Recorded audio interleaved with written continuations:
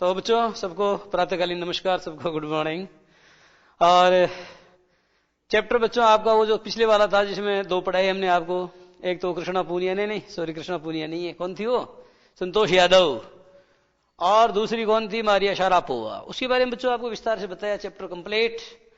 अब उस पोएम से अटैच बच्चों जो पोएम है, उस चैप्टर से जो अटैच पोएम है, वो पोएम आज आपको पढ़ाएंगे, ठीक है। तो बच्चों पोएम का नाम बोर्ड पर लिखा हुआ है, ऑन किलिंग ए ट्री का मतलब क्या होता है, ऑन यानी पर, किलिंग माने काटने, काटने पर, ए ट्री यानी होता है पेड़, ऑन किलिंग ए ट्री अर्थात पेड़ को काटने पर। तो यह बच्चों आप ये देख रहे हो कि काटने, ऑन किलिंग ए ट्री काटने पर। अब यदि आपसे कोई पूछे कि ये बताओ कि ये किलिंग क्या है, क्या ये वर्ब है, ध्यान दो बच्चों, ऑन किलिंग ए ट्री क्या ये वर्ब है, तो बच्चों मैं आपको लिख देता हूं ये वर्ब नहीं है। फिर ये क्या है, दो बातें हैं बच्चों जिससे आपको पता चलेगा कि ये नाउन है। नाउन का मतलब बच्चों मैं कहना चाहता हूं कि जिरंड है, क्योंकि जिरंड एक प्रकार का नाउन ही होता है, ध्यान दो बच्चों। अब आप ये कहोगे सर ये जो नाउन है ये जिरंड है, आपको पता कैसे चला, दो बातों से पता चला मुझे। एक तो बच्चों इसका जब मैंने अनुवाद किया तो अनुवाद क्या हो गया, पेड़ को काटने पर, तो ये बच्चों इनने आ गया ना। ध्यान दो, किसी भी क्रिया का जब वाक्य में प्रयोग करते हैं तो बच्चों उसका ना हट जाता है, जैसे काटना, ठीक है। अब बताओ, जैसे मान लो मैंने आपको कहा ये मैं पेड़ काट रहा हूं, तो बच्चों ऐसे तो नहीं बोला ना मैंने कि मैं पेड़ काटना रहा हूं, ऐसे तो नहीं बोला ना, मैं पेड़ काटता हूं, मैं पेड़ काटना हूं, ऐसे तो नहीं बोला ना। तो मैं ये कहना चाहता हूं कि किसी भी क्रिया को बच्चों जब वाक्य में प्रयुक्त करते हैं तो उसका जो अंतिम ना है वो हट जाता है। लेकिन कभी कभी ऐसा भी होता है नहीं हटता, जब नहीं हटता तो समझ लो वो वर्ब नहीं है, वो जिरंड है। जैसे धूम्रपान करना स्वास्थ्य के लिए हानिकारक है, अब ना नहीं हटाना, तो बच्चों यहां smoking is injurious to health, इस सेंटेंस में स्मोकिंग सेंटेंस का सब्जेक्ट है, और जब वर्ब को सेंटेंस के सब्जेक्ट के एवज में प्रयुक्त करते हैं तो बच्चों वो वर्ब नहीं होती है, दैट्स कॉल ए जिरंड, उसको आप जिरंड कहते हैं। At a gerund is always a noun equivalent, और जो जिरंड होता है बच्चों वह हमेशा क्या होता है, वो नाउन इक्विवेलेंट होता है, अर्थात वो संज्ञा के समतुल्य होता है। बातें समझ में आ रही है। एक तो मेरे को पता चला अनुवाद करने पर, अब आपको सर हमको तो अनुवाद ही नहीं आता, फिर तरीका बताओ, तो दूसरा तरीका ही बताएंगे हम आपको। If you are unable to translate the sentence into Hindi, यदि आप वाक्य को हिंदी में अनुवाद करने में असमर्थ हैं। ध्यान दो बच्चों, मैंने बोला ट्रांसलेट, ट्रांसलेट, अब आप लोग इसके बाद में क्या कर देते हो, इन कर देते हो। बच्चों इन हमेशा गलत होता है, इनटू सही होता है, ये चीजें सीखो हमसे। ट्रांसलेट इन नहीं होता बच्चों, ट्रांसलेट इनटू होता है, याद कर लो इस बात को, ठीक है। अब मेरी बात समझो आप। If you are unable to translate into Hindi, अगर आप हिंदी में इस वाक्य को अनुवाद करने में असमर्थ हो तो एक तरीका है बच्चों, ये प्रीपोजिशन है। क्या है बच्चों, ये प्रीपोजिशन। इस प्रीपोजिशन के बाद नाउन आएगा। ध्यान दो बच्चों, ए preposition shell always be followed by a noun, इसके बाद नाउन आएगा। क्या आएगा इसके बाद में, नाउन आएगा। अब आप सर ये जैसे आप बच्चों ये कहोगे कि सर ऐसे कई वाक्य जिनमें नाउन नहीं आता, जैसे शी लॉफ्ड एट मी, अर्थात वो मुझ पर हंसी, तो एट के बाद मी आ रहा, तो मी तो नाउन नहीं है, तो बच्चों नाउन आएगा। और नाउन नहीं आएगा तो बच्चों नाउन इक्विवेलेंट आएगा। क्या आएगा, नाउन इक्विवेलेंट आएगा, तो बच्चों प्रोनाउन है वो, शी लॉफ्ड एट मी ये प्रोनाउन है, और प्रोनाउन को बच्चों क्या माना जाता है, प्रोनाउन, यानी नाउन के प्रो माने नाउन के एवज में, तो नाउन इक्विवेलेंट हो गया कि नहीं हुआ। उसी तरीके से बच्चों अगर मान लो प्रीपोजिशन के बाद में वर्ब आ रही है, वर्ब ये आ गई वर्ब, तो बच्चों इस वर्ब में क्या करना पड़ेगा, इसमें आईएनजी जोड़ना पड़ेगा, और जब आईएनजी जोड़ोगे तो बच्चों ये क्या होगा, ये वर्ब की फोर्थ फॉर्म नहीं होगी, ये वर्ब की प्रेजेंट पार्टिसिपल फॉर्म नहीं होगी, बल्कि बच्चों ये क्या होगा, ये प्रीपोजिशन के ठीक बाद प्रयुक्त वर्ब में यदि आप आईएनजी का प्रयोग करते हो तो वो जिरंड बन जाती है, that automatically becomes a gerund, वो बच्चों अपने आप जिरंड बन जाती है। And you know that A gerund is a noun equivalent, अर्थात जिरंड भी क्या होता है, नाउन इक्विवेलेंट होता है। तो बच्चों इतनी बात समझ में आ गई कि ऑन किलिंग ए ट्री अर्थात एक पेड़ को काटने पर। अब बात यह है कि पेड़ को काटने की जरूरत क्यों पड़ी। अब बच्चों क्यों पड़ी तो पड़ गई, अपने क्या है, आप तो ये देखो कि समझा क्या रहा है। यू मस्ट हैव ऑब्जर्व्ड, आपने ये जरूर जरूर जरूर नोटिस किया होगा। ऑब्जर्व यानी क्या होता है? नोटिस्ड। और मस्ट यानी होता है जरूर जरूर जरूर जरूर जरूर 5 बार बोलो, कभी नहीं बोलो ये। तो यू मस्ट हैव ऑब्जर्व्ड अर्थात यू मस्ट हैव नोटिस्ड, आपने ये जरूर अनुभव किया होगा, क्या देखा होगा क्या। पीपल कटिंग डाउन ट्रीज यानी लोग क्या करते हैं बच्चों, पेड़ों को काटते हैं। कट डाउन यानी काट के गिरा देना। तो आपने लोगों को पेड़ों को काट कर गिराते हुए देखा होगा, जरूर जरूर जरूर देखा होगा। But can they kill a tree, परंतु क्या वे पेड़ को मार सकते हैं? नहीं मार सकते ना, बस यही कहना है मुझे। इस कविता का जो बच्चों सेंट्रल आइडिया, इसका थीम जो है वो ये है, you can injure a tree, तुम एक पेड़ को हाथ तो कर सकते हो, but you can not kill that, पर आप उसको मार नहीं सकते हो। अब आपको भी शर्म मारेंगे, अरे भाई मारने का उपाय हम बताएंगे आपको, तब पता चलेगा। आपको क्या पता है? आपको पता चाणक्य जब बहुत छोटा था तो वो क्या कर रहा था, एक कांटा चुभ गया था उसके, तो उस कांटे को क्या है कि बिल्कुल खोद रहा था, जड़ से खोद रहा था उसको। तभी से उस चाणक्य की प्रवृत्ति का पता चल गया कि ये चीजों को समूल नष्ट करने की प्रवृत्ति रखता है। इसीलिए उसने जो नंद राजा है, घनानंद, उसको कहा था कि मैं तुझे समूल नष्ट कर दूंगा, और उसने घनानंद को समूल नष्ट कर भी दिया। तो जो आचार्य चाणक्य ही थे जिन्होंने मास्टर की परिभाषा दी थी कि मास्टर अध्यापक वो होता है जिसकी गोद में प्रलय और सृजन दोनों एक साथ पलते हैं। उसे हम क्या कहते हैं? उसको मास्टर कहते हैं, उसको अध्यापक कहते हैं। इत्तेफाक से वो मैं हूं। तो बच्चों आप जरा देखना, you must have observed people cutting down trees का मतलब आपने बहुत सारे लोगों को पेड़ों को काट काट के गिराते हुए देखा। But can they kill a tree, can आगे आ गया बच्चों, मॉडल है ये। Are they able to kill that tree, क्या क्या वे उस पेड़ को मार देने में समर्थ हैं? Is it easy to do so, क्या ऐसा करना आसान है? सो यानी इसलिए होता है, और सो माने ऐसा भी होता है। जब सो माने इसलिए होता है तो वह कंजंक्शन होता है, और जब सो माने ऐसा होता है तब वो एडवर्ब होता है। बात समझ में आ गई क्या? तो यहां लिखा हुआ है क्या बच्चों? Is it easy to do so, क्या ऐसा करना आसान है? यहां सो को अगर अंडरलाइन करके पूछा जाए ये क्या, तो ये एडवर्ब है। आगे बात समझ में कि नहीं आई? तो is it easy to do so, क्या ऐसा करना आसान है? Let us read the poem, आओ कविता को पढ़ें, आओ इस नज्म को पढ़ें, एंड फाइंड आउट, और इस बात का पता लगाएं, what the poet says on killing a tree, कि कवि क्या कहता है एक पेड़ की हत्या करने पर, कवि क्या कहता है एक पेड़ को मार देने पर, कवि क्या कहता है एक पेड़ को नष्ट करने पर। कवि के विचार क्या हैं? तो बच्चों जो कवि के विचार हैं उन विचारों से मैं आपको क्या करने वाला हूं, उन विचारों से मैं आपको अवगत कराने वाला हूं। कवि ये कहता है कि एक पेड़ को मारना बहुत आसान काम नहीं है। जैसे आपने एक पेड़ देखा और चक्कू से एक झटका मारा, तो बच्चों चक्कू के एक झटके से पेड़ को खल्लास नहीं किया जा सकता है। It takes much time to kill a tree, पेड़ को खल्लास करने में, पेड़ को खत्म करने में क्या होता है बच्चों? बहुत टाइम लगता है। It takes much time to kill a tree, यानी it is not very easy task to kill a tree, अर्थात किसी पेड़ को मार देना बहुत आसान काम नहीं है। It takes a lot of time, ऐसा करने में बहुत सारा समय लगता है। Not a simple jab of the knife, jab मानी क्या होता है बच्चों? सिंपल जैब यानी साधारण आघात, साधारण झटका। तो not a single jab of the knife will do it. तो इसका मतलब बच्चों ये हुआ कि it's not sufficient only to jab a tree, it's not sufficient only to jab a tree with a knife very simply, अर्थात बड़ी सहजता के साथ किसी चाकू से पेड़ के ऊपर झटका मारना ही पर्याप्त नहीं है। बड़ी सहजता के साथ चाकू से झटका मारने से ही क्या नहीं होता बच्चों?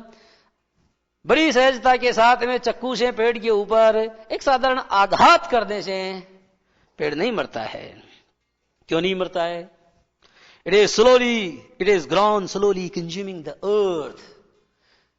अब बच्चों यहां पर आ रहा है कंज्यूमिंग द अर्थ। तो मैं यहां आपको बता दूं, एक सेंटेंस से अपनी बात क्लियर करूंगा, बात समझ में आ जाएगी आपको। जैसे बच्चों अभी थोड़ी देर पहले तो मैंने आपको क्या बताया था, वर्ब की फर्स्ट फॉर्म में जब आईएनजी जोड़ते हैं तो वो जिरंड बनता है। और कहां बनता है बच्चों? जब उसका प्रयोग प्रीपोजिशन के बाद किया जाता है तो वो जिरंड होता है। जिरंड कहां कहां होता है बता देता हूं आपको। देखो भाई, ये सब्जेक्ट है, ये वर्ब है, ये ऑब्जेक्ट है।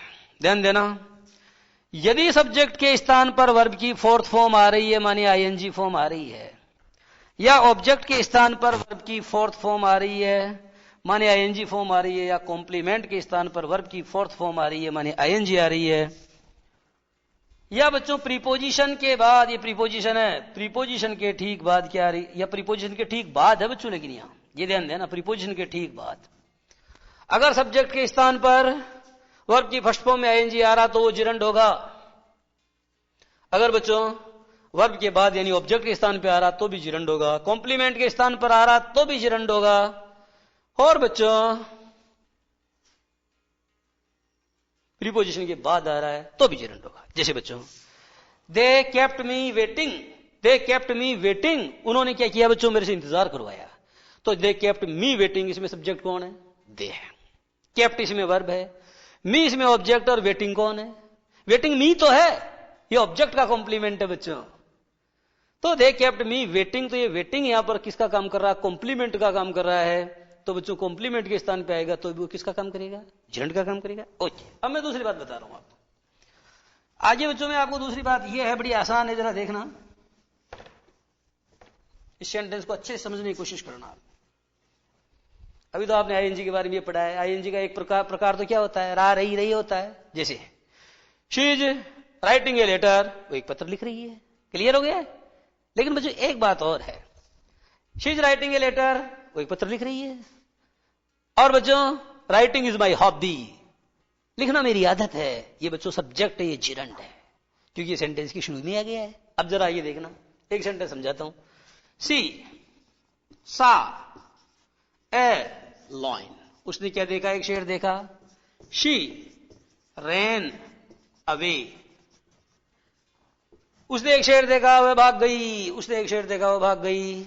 अब बच्चों मैंने कहा इन दोनों वाक्यों को एक बनाओ, तो आप ये कहोगे एक शेर को देख करके वह भाग गई, एक शेर को देख करके वह भाग गई। तो बच्चों आप क्या करोगे, इस शी को हटाओगे, इसकी फर्स्ट फॉर्म लाओगे, ये आ गई सी। अब इसमें लगाओ आईएनजी, इसका मतलब हो गया देख करके। ये बच्चों हिंदी में कहलाती है पूर्वकालिक क्रिया।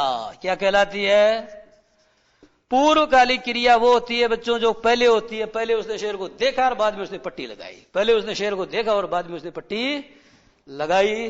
तो बच्चों आप जरा देखना, शीइंग ए लॉइन, ये हो गया साहब एक शेर को देख करके, ये कोमा लगाओ यहां, शीइंग ए लॉइन माने एक शेर को देख करके। अब आपका सब्जेक्ट रिपीट हो रहा है शी, ये बच्चों कैपिटल से स्मॉल हो जाएगा, रैन अवे।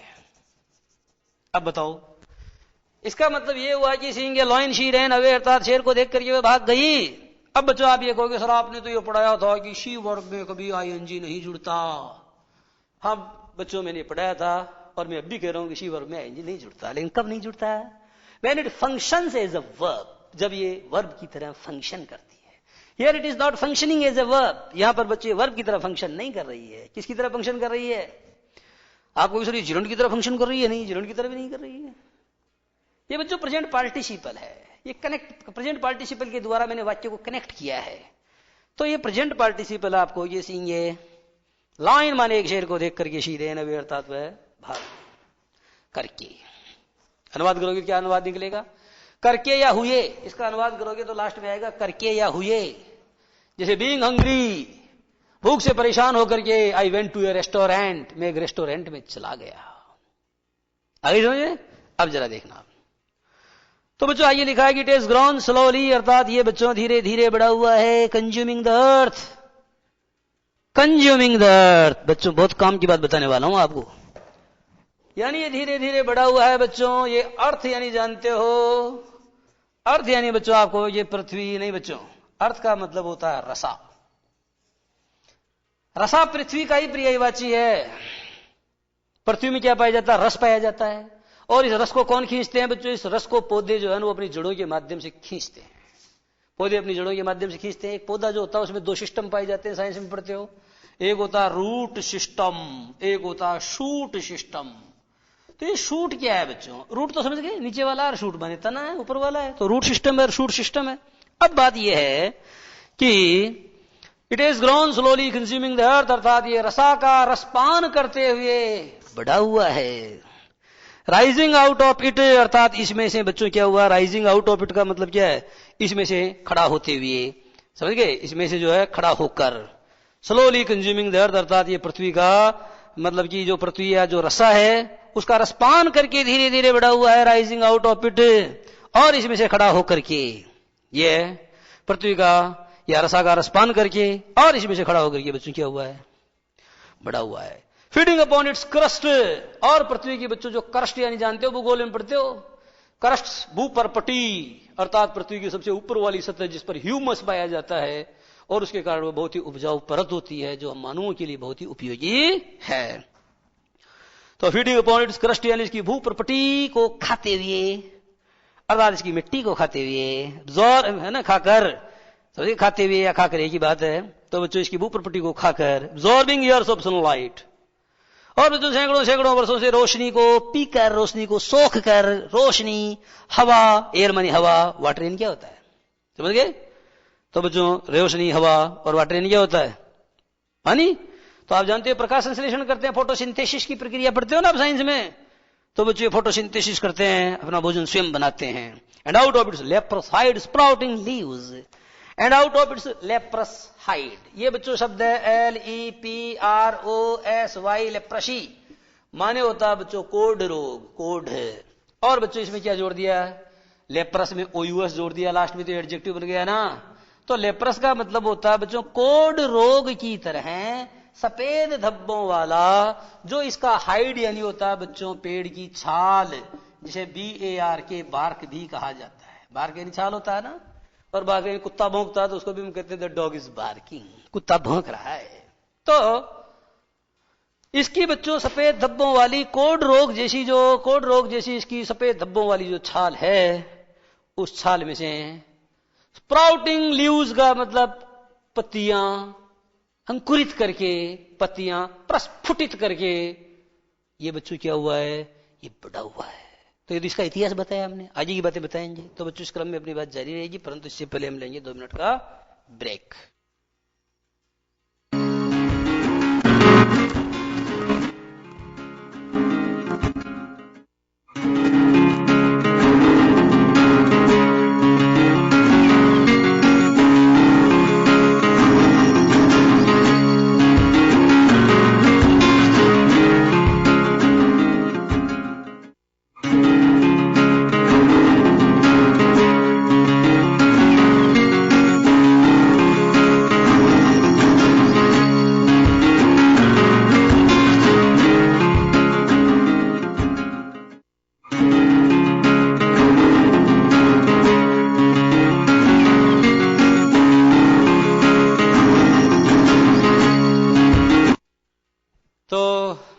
बात समझ में आ गई बच्चों, दोबारा सुन लो। It takes much time to kill a tree, एक पेड़ को काटने में बहुत सारा समय लगता है। Not a simple jab of the knife will do it, चक्कू का महज एक झटका या चक्कू का महज एक आघात इसे क्या नहीं कर पाता है बच्चों, इसको खल्लास नहीं कर सकेगा। It is grown slowly consuming the earth, बच्चों यहां बताया गया है। इसका अनुवाद सबसे लास्ट में करूंगा मैं, इट इज ग्रोन स्लोली का लास्ट में अनुवाद करूंगा। देखो आप, कंज्यूमिंग द अर्थ यानी रसा का रसपान करके, राइजिंग आउट ऑफ इट और इसमें से खड़ा होकर के, तन करके, फीडिंग अपॉन इट्स क्रस्ट और इसकी भूप्रपटी को सोख करके, years of sunlight, air and water और बच्चों वर्षों, और एब्जॉर्बिंग का मतलब होता है सोख कर, है ना। क्रस्ट इसको मतलब नहीं बच्चों, फीडिंग अपॉन इट्स क्रस्ट का मतलब इसकी भूप्रपटी को खा करके, इसकी भूप्रपटी का भक्षण करके, और वर्षों तक या कई सालों की रोशनी, हवा और पानी को सोख करके, ठीक है बच्चों। और साथ ही साथ जो है इसकी लेप्रोसाइड अर्थात की सफेद धब्बों वाली जो छाल है कोढ़ रोग के जैसी, उसमें से बच्चों अपनी पत्तियों को बाहर प्रस्फुटित करके, इट इज ग्रोन स्लोली, ये धीरे धीरे धीरे बढ़ा हुआ है, ये धीरे धीरे बढ़ा हुआ है। ये पंक्ति अंत में आएगी अनुवाद की दृष्टि से। I hope the concept is clear to everybody. पहला पैराग्राफ इतना बिंदास तरीके से समझा दिया है। इसकी ब्यूटी जो है बच्चे, एक एक वर्ड्स की जो ब्यूटी है वो आपको बता दी है। कोई ऐसी बात नहीं बची है जो आपको समझाने के लिए मुझे रुकना पड़े। तो बच्चों, I am proceeding towards the next stanza. अब मैं कविता के अगले अवतरण की तरफ अग्रसर हो रहा हूं। सो हैक एंड चॉप, इसलिए अगर आपको इस पेड़ को मारना है, if you are intended to kill that tree, अगर आप उस पेड़ को बच्चों मार ही देना चाहते हो तो आपको क्या करना पड़ेगा। सो देयरफॉर हैक, काटो इसे, and chop and hack it to pieces, और इसके टुकड़े टुकड़े काटो। बोटी बोटी काटो इसकी, ऐसे नहीं मरेगा ये पेड़। यदि आपको इसको काटना है, इसलिए बच्चों, इसलिए इसे काटो, इसके टुकड़े टुकड़े काटो, गुट्टे गुट्टे कर दो इसके। क्या कर दो? Gutte Gutte. But this alone want do it, but this alone will not do it. परंतु केवल अलोन का मतलब होता है but this only will not do it, अर्थात बच्चों परंतु सिर्फ इतना करने से भी ये नहीं मरेगा, परंतु सिर्फ इतना करने से भी वह नहीं होगा, परंतु इतना करने से भी तुम्हारा काम नहीं सरेगा, परंतु सिर्फ इतना करने से भी तुम्हारा काज नहीं सरेगा, तुम्हारा उद्देश्य पूरा नहीं होगा। क्यों? Not so much pain will do it and also so much pain will and also, और बच्चों यूं कह सकते हैं so much pain will also not do it, अर्थात बहुत सारा दर्द भी ये काम नहीं कर सकेगा। यानी बहुत सारा आप तड़पाओगे उसको, बहुत सारा दर्द दोगे ना पेड़ को, तो अभी उसके कोई फर्क नहीं पड़ेगा। बच्चों को क्या है कि बहुत अधिक दर्द को सहन करने की क्या रखता, क्षमता रखता है। तो वो बच्चों आप अगर उसको बहुत ज्यादा क्या दोगे, कष्ट दोगे, तो कष्ट से भी नहीं होगा। तो not so much pain will do it, अर्थात बहुत सारा दर्द भी इस काम को नहीं कर सकेगा। The bleeding bark will heal. देखो बच्चों, अगर आप उस पेड़ को काटोगे, उस पर क्या करोगे, चक्कू के झटके लगाओगे, तो क्या होगा? The bark of the tree will begin to bleed. तो बच्चों ये होगा कि उस पेड़ की जो छाल है, द ब्लीडिंग बार्क, देखो बच्चों द ब्लीडिंग, ये शब्द है ब्लीड, जरा ध्यान देना। अब एक आईएनजी का और प्रयोग बता रहा हूं। ये ब्लीडिंग बच्चों हमने आईएनजी जोड़ा, ब्लीडिंग बार्क। यहां बच्चों ये क्या है, यहां इसका अनुवाद करोगे बच्चों ब्लीडिंग बार्क। बच्चों जरा आप देखो, स्माइलिंग फेस यानी मुस्कुराता हुआ चेहरा। ए बर्निंग ट्रेन का मतलब एक जलती हुई ट्रेन। तो बच्चों हुआ आ रहा, हुई आ रही है कि नहीं आ रही है? ब्लूमिंग फ्लावर, एक खिलता हुआ फूल। अ बर्निंग लैम्प, एक जलता हुआ दिया, एक जलती हुई उल्का। जो मशाल होती है उसको उल्का कहते हैं शुद्ध हिंदी में। यही तो खास बात है, वो आसमान में से पड़ने वाली उल्का अपनी जगह है। और जो बच्चों मशाल हाथ में लेके हम चलते हैं, that is also called to be ulka in Hindi. उसको भी आप हिंदी में क्या बोलते हैं? तत्सम शब्द है। तो बच्चों ब्लीडिंग बार्क का मतलब देखो, आपको आईएनजी के कितने प्रयोग बताए? एक तो बताया she is writing a letter, ये वर्ब हो गई। एक बताया आपको राइटिंग इज माई हॉबी, ये बच्चों नाउन की तरह जिरंड हो गई, जिरंड कह सकते हो। एक बताया बच्चों राइटिंग ए लेटर सी सामी, पत्र लिखते हुए उसने मुझे देखा। ठीक है, और यहां भी बच्चों कुछ वैसा ही है। ब्लीडिंग बार्क का मतलब होता है बच्चों खून बहती हुई छाल। खून बहती हुई छाल, तो इसको हिंदी में क्या बोलेंगे? रक्त रंजित। और क्या बोल सकते हैं? लहू, लुहान। और ये है बच्चों छाल। तो पेड़ की जो लहू लुहान छाल है, तो बच्चों ये नाउन है और ये इसका एडजेक्टिव है। बताओ है कि नहीं? इसका मतलब ये हुआ कि वर्ब की फोर्थ फॉर्म का प्रयोग एडजेक्टिव की तरह करना भी संभव्य है। बात समझ में आ गई? अब मैं आपको कहता हूं ब्लीडिंग बार्क बच्चों क्या होगा? The bleeding bark will heal. ये हील शब्द है ना बच्चों, आप जानते हो अंग्रेजी में एक कहावत है, टाइम हील्स एवरी वुंड। वक्त और जख्म को भर देता है। जैसे मान लो किसी का बाप मर गया, तो बार्क उठा करके 10-5 दिन में नॉर्मल हो जाएगा वो? ऐसा नहीं कि वो बाप के साथ वो भी मर जाएगा। तो इस दुनिया में ऐसा कोई जख्म नहीं है जिसको वक्त नहीं भरता है। ये वक्त बड़ा डॉक्टर है। इस दुनिया का सबसे बड़ा डॉक्टर जो है उसका नाम क्या है? उसका नाम वक्त है, टाइम है। Time heals every wound. समय हर जख्म को भर देता है, समय हर घाव को भर देता है। तो बताओ सबसे बड़ा डॉक्टर कौन हुआ? एमबीबीएस से भी ऊंचा डॉक्टर कौन हुआ? वो बच्चों टाइम हुआ। टाइम एज फेदर्स, समय के पंख होते हैं, ठक ठक उड़ता रहता है। समझ में आ रही है? और जो समय की कद्र नहीं करते हैं वो समय के रथ के पहिए के नीचे कुचल दिए जाते हैं। लेकिन जो करते हैं वो इतिहास का रथ आंकते हैं। तो मैं अपनी बिंदु पे आता हूं। अब बच्चों हील शब्द इसी से बना है। देखो हील जैसे स्टील है, ये देखो ये स्टील है। अब टीएस लगा दो, स्टील। ये चोर, ये चोरी। तो इसमें टीएस लगा दो, बताओ अब क्या बन गया? अब बच्चों हील का बन गया हेल्थ। हेल्थ यानी सेहत होता है, स्वास्थ्य होता है। हेल्थ यानी क्या होता? स्वास्थ्य, स्वस्थता। स्वस्थता का मतलब जानते हो? स्व माने खुद में, स्थ माने स्थित, ता माने ता। यानी जब व्यक्ति खुद में स्थित होता है, दैट इज स्वास्थ्य। उसे आरोग्यता कहते हैं। अगर व्यक्ति स्वयं में स्थित है तो आपको दूसरे बीमार भी तो अपने अंदर स्थित होते हैं। वो कहां होते हैं? उनका जो अंदर का जो तंत्र है ना, वो काम ठीक ढंग से नहीं करता है। इसलिए उस में स्थित नहीं होते हैं, उस में अव्यवस्थित हो जाते हैं। बात समझ में आ रही है? ओके बच्चों, अब मैं आपकी बात पे आता हूं। तो यहां बताया गया है कि बच्चों क्या होगा अगर आप पेड़ को काटोगे भी तो क्या हो जाएगा, बताओ जरा। The bleeding bark will heal. समझ गए? प्रेजेंट से फ्यूचर सिंपल है, सीधा सा है। यानी जो लहूलुहान छाल है बच्चों, उसका घाव फिर भर जाएगा। उस लहूलुहान छाल या बच्चों उस रक्त रंजित छाल का जो घाव या जख्म है वो फिर भर जाएगा। And from close to the ground will rise curd green twigs. और बच्चों क्या होगा? और ये होगा बच्चों फ्रॉम क्लोज ग्राउंड। ये बच्चों from close to the ground, ये जमीन है, ग्राउंड है। इसके बहुत निकट से बच्चों क्या होगा? विल स्प्राउट, यानी बच्चों फिर फूटेंगी। क्या फूटेंगी? Twigs, TWIGS। ट्विग्स का मतलब क्या होता है बच्चों? ट्विग्स का मतलब होता है हरी हरी कॉपलें। अंग्रेजी में बोलते हैं इसको बच्चों BUD, बड। BUD बड यानी क्या होता है? कलियां। ठीक है बच्चों, कलियां बहारों की खिलने लगी, तो बड्स का मतलब होता है कलियां। क्या होता है बड्स? यानी कलियां, जिसे कहते हैं नव पल्लव, नए नए पत्ते। उसे कहते हैं कोपल, उसे कहते हैं किसले, और उसे क्या बोलते हैं बच्चों? उसे बड कहते हैं। तो आप समझ गए ना? Twigs. And from close to the ground with rise curd.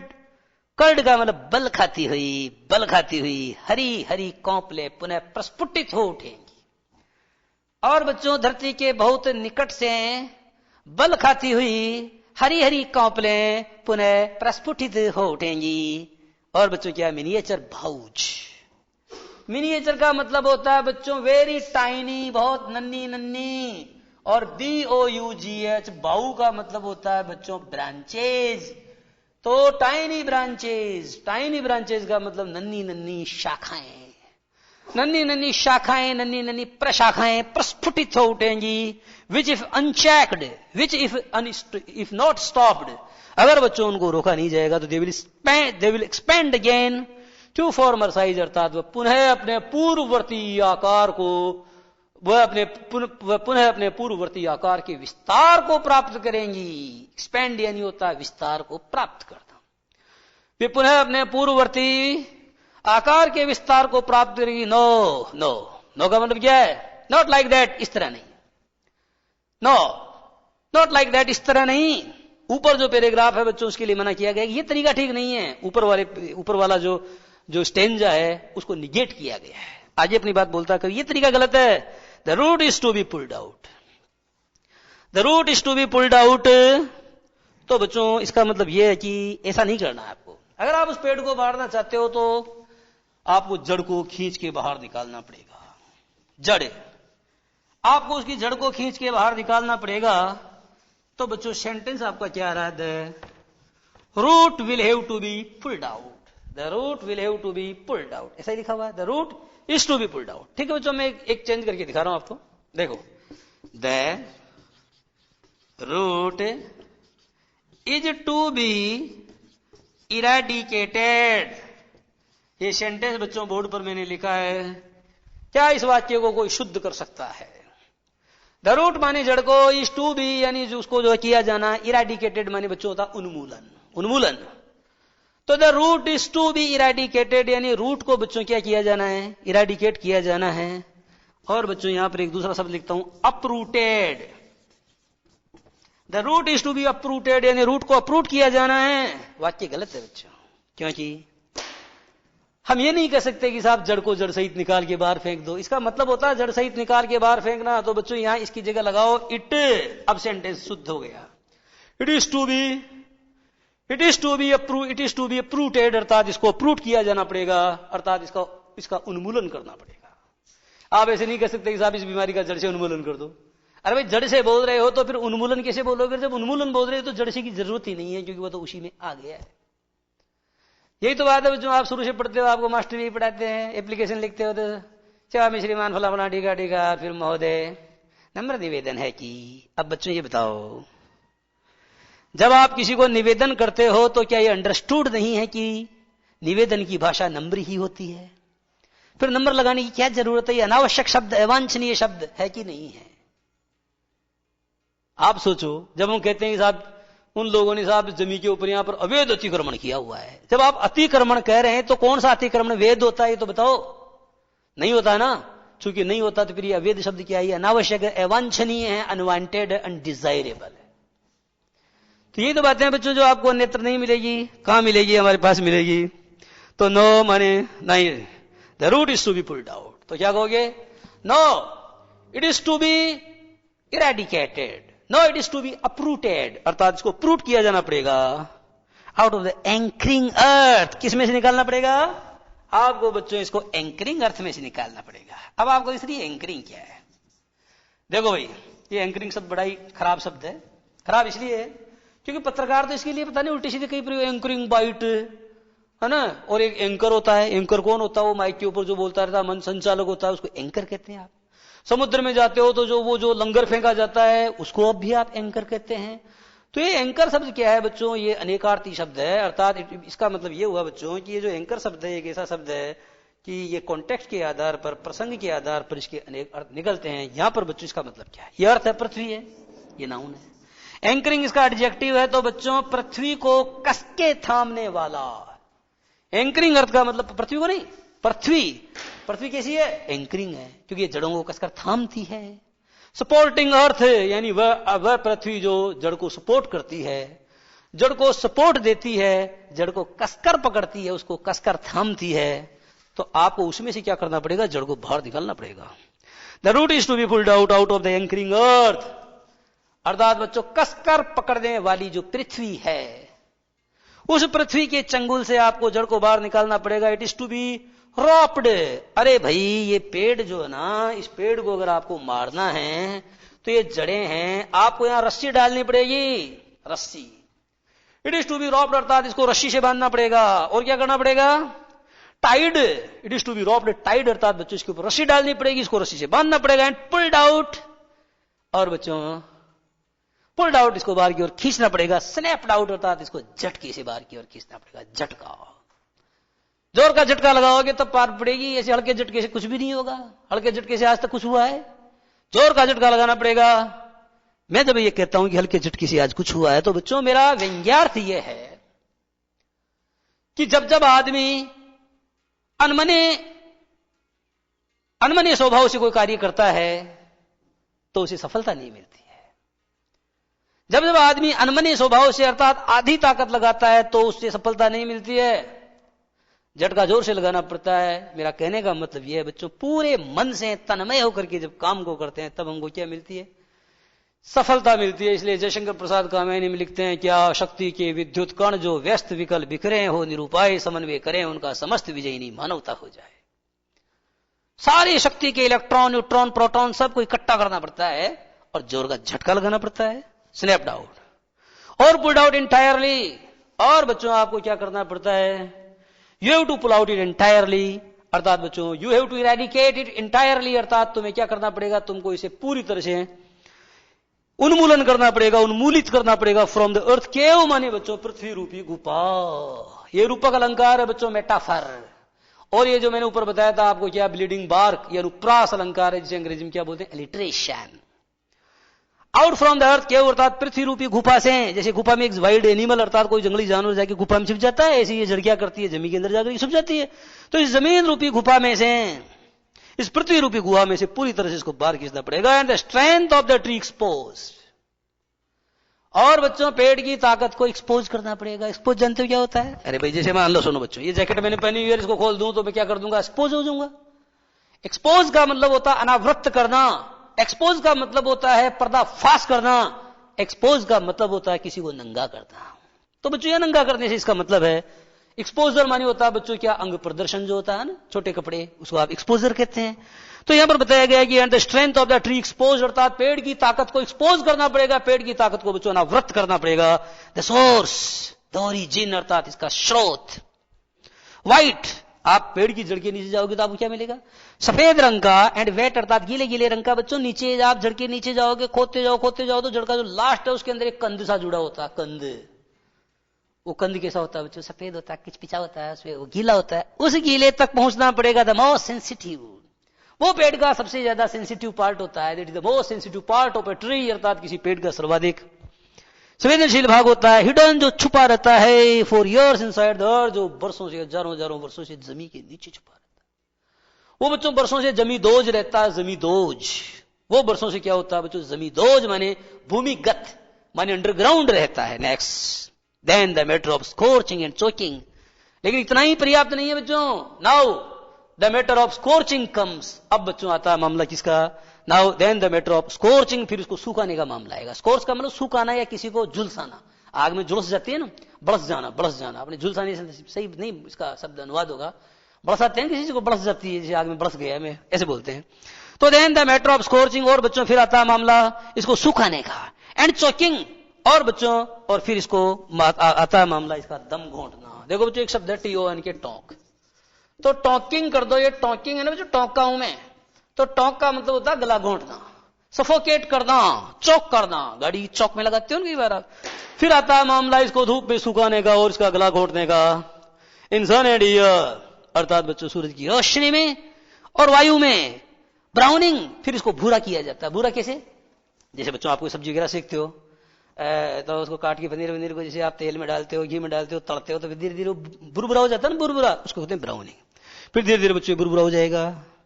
Hardening, फिर इसको कठोर करने का मामला आता है। ट्विस्टिंग, फिर बच्चों क्या करना पड़ेगा, इसको ट्विस्ट यानी इसको टेढ़ा मेढ़ा करना पड़ेगा। विदरिंग, फिर इसको मुरझाना पड़ेगा। And then it is done, और तब जाकर के समझ लेना एक काम हो गया है, और तब जाकर के समझ लेना ये काम हो गया है।